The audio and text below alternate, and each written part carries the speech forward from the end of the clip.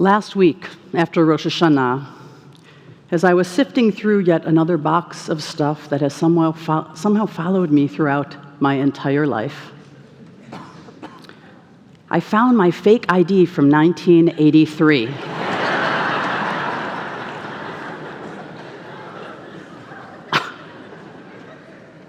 I was 17 years old, and all the cool kids at my high school were getting fake IDs. I wasn't cool, and I wanted to be cool, so I got one too. Now, I never used it, but obviously I kept it. I looked at the photo of 17-year-old me and at the date I gave myself for my fake birthday, August 7th, 1962. At 17 years old, I was giving myself an extra 4 years of life. Poof, I wasn't 17 anymore. I was 21 years old. I was 4 years older. But last week, as 5783 began, and when I found it again, poof, I had lost 4 years. Because according to the fake ID, I'm not 56 today, I'm 60.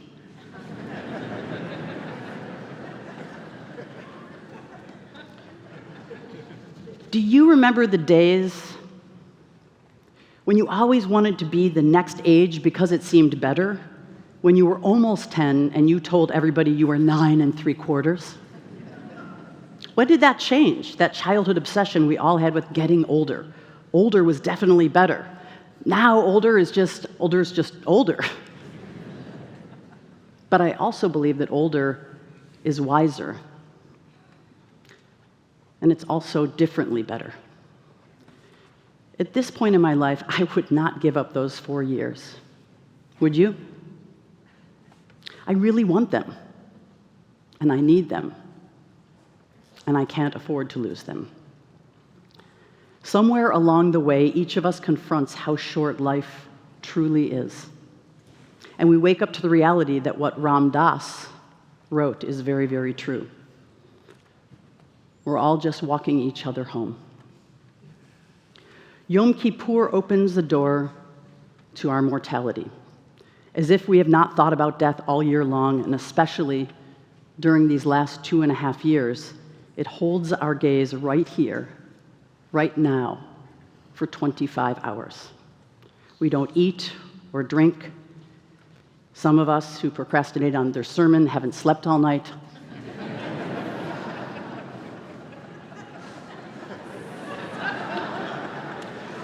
We wear the white kittel that we may someday wear on our way home. On this day, we look at ourselves in the mirror. We cannot escape the fact that at some undetermined moment, we will each take our last breath.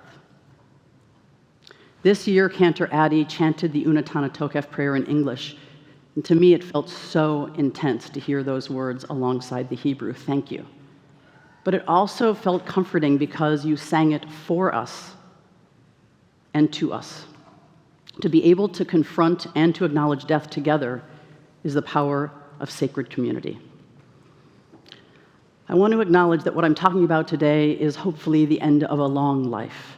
And as I gaze into our community, I know that there are people who have suffered terrible losses just recently and losses many years ago that are in this sanctuary with us, because people have lost young children and siblings, parents, and spouses far too young.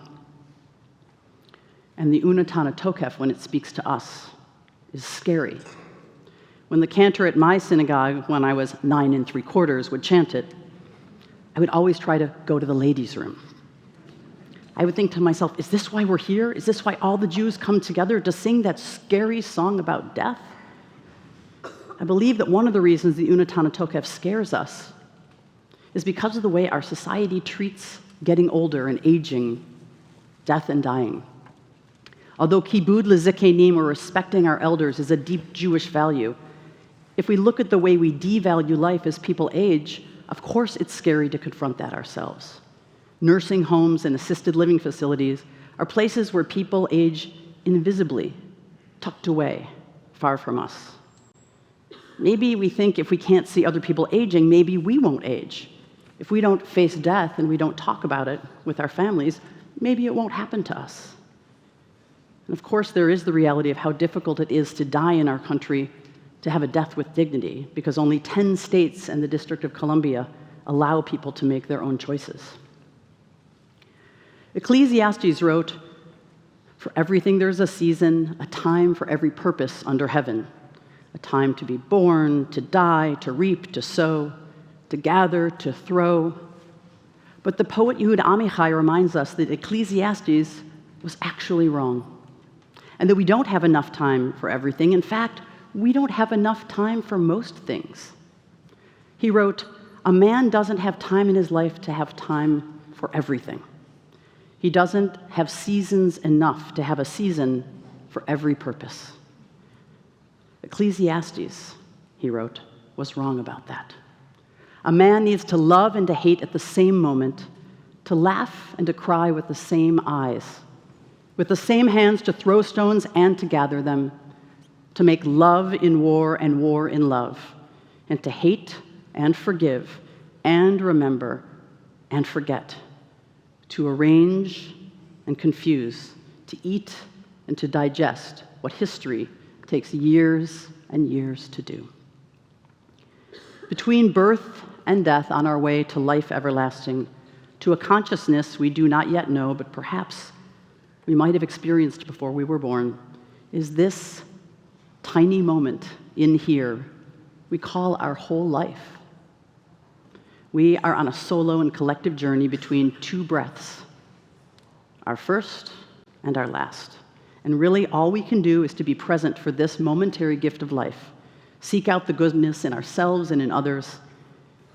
Try to leave this world better, cleaner, and with a little more hope than when we entered it. Maybe that's it.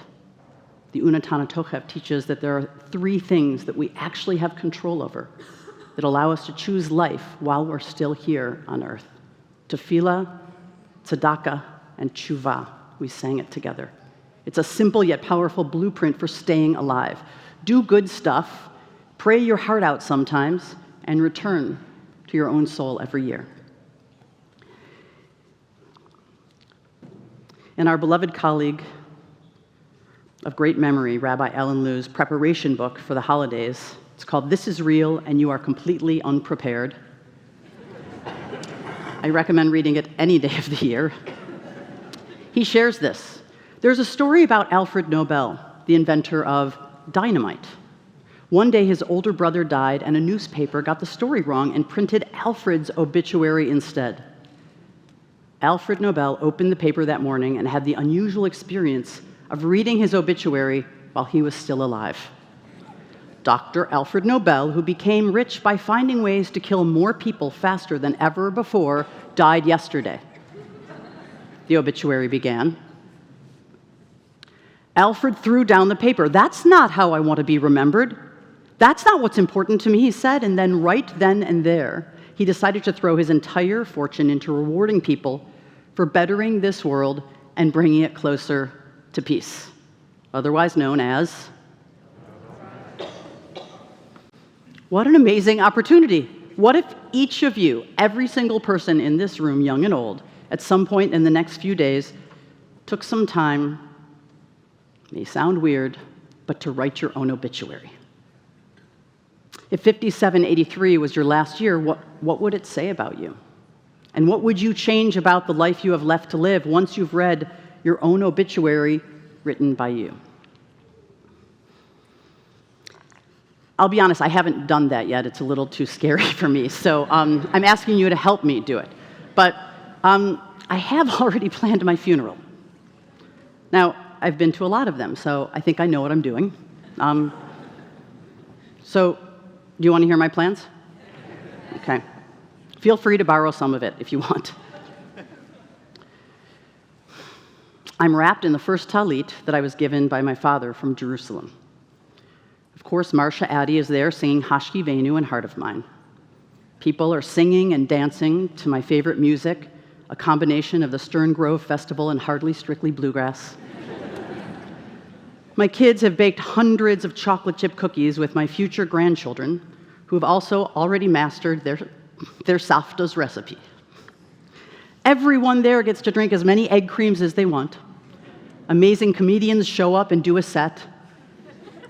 My amazing rabbinic colleagues show up and do a Torah set.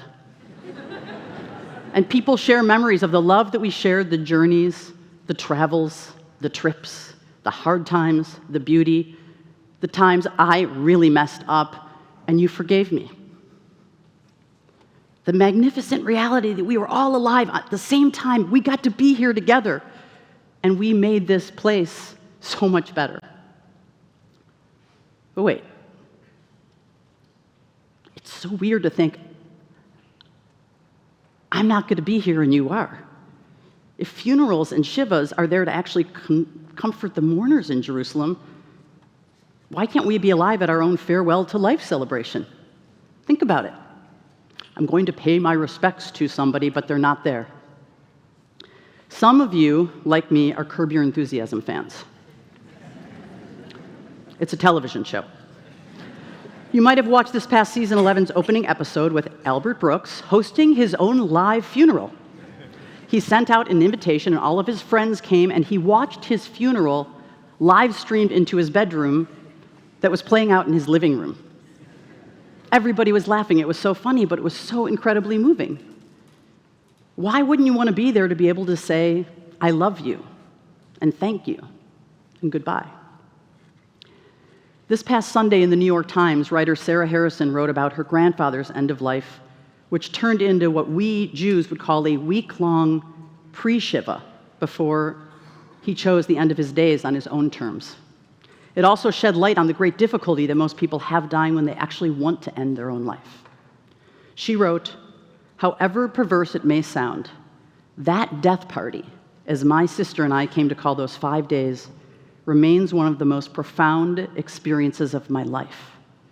For a brief moment at my grandfather's party, I got to slow down the inevitable, to be with the people I grew up with, in the place we held sacred and dear. Amid that joyful reverie, I had time to sober up and confront the simple reality that my grandfather wanted to die and everything would change. I saw the man who had commanded movie sets and TV crews now rarely left his house, that his sweaters hung loose on his stooped shoulders, and that his rose bushes withered with neglect, that things were already changing, whether I was ready for it or not. Earlier this year, I brought my mother to visit an elder community in the Bay Area. Some of the founding members are here today with us in the sanctuary. As I visited with her, and I looked around at the plans for the pool and the hot tub and the gardens and the trails and the greens-inspired organic vegetarian restaurant, I was asking a lot of questions about whether my mom would like it there or not. She would not.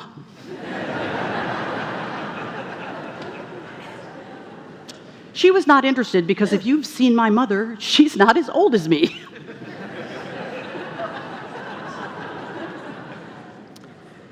But as my father-in-law, who's also a rabbi, arriving in assisted living this year at 90 years old, keeps asking, hey, what am I doing here? Why is everybody in here so old? When they told me at the local elder community that the minimum age that you can become a member is 55, I pulled out my AARP card, which is not a fake ID, and I was really asking them different questions, not about my mom, but I was asking them, would my wife Ellen and I like to live there eventually? Eventually. Eventually is a strange word. When is that exactly? Are we ever too young to begin making plans for the end of our lives? Or just having the conversations with the people who are a little bit older than us in our families? Finally, on Rosh Hashanah, Governor Gavin Newsom signed AB 351 into law, which gives Californians the right to be buried with natural organic reduction, also known as composting. Californians love composting. Now we can compost ourselves.